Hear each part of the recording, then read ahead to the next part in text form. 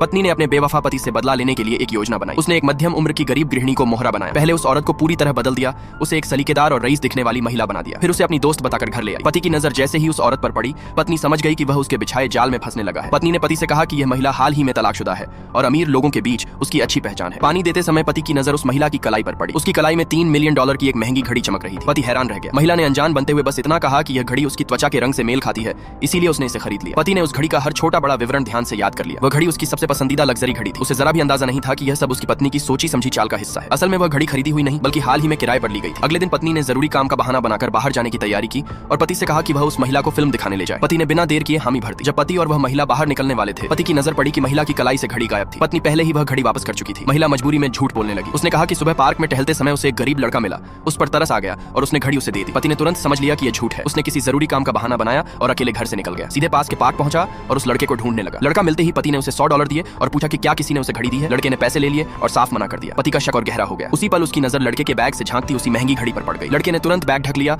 और बोला कि यह उसकी है और कोई इसे नहीं ले सकता। दूर से वह महिला और पत्नी ये सब देख रही थी। महिला को थोड़ी राहत मिली कि पत्नी ने कोई कलाकार रखा है, लेकिन पत्नी ने बताया कि लड़का असली है, बस घड़ी नकली है। यह सुनकर महिला और घबरा गई। अगर पति को पता चल गया कि घड़ी नकली है तो पूरी योजना नाकाम हो जाएगी। लेकिन पत्नी बिल्कुल निश्चिंत थी। वह जानती थी कि उसका पति गरीबों को गंदा और बीमार मानता है, इसलिए वह कभी दोबारा उस घड़ी को जांचने की हिम्मत नहीं करेगा। इस मोड़ पर महिला को लगा कि पति के करीब जाने की उसकी कोशिश नाकाम हो गई, लेकिन पत्नी मुस्कुरा रही थी क्योंकि इस चरण का असली मकसद पति के मन से हर शक को पूरी तरह मिटाना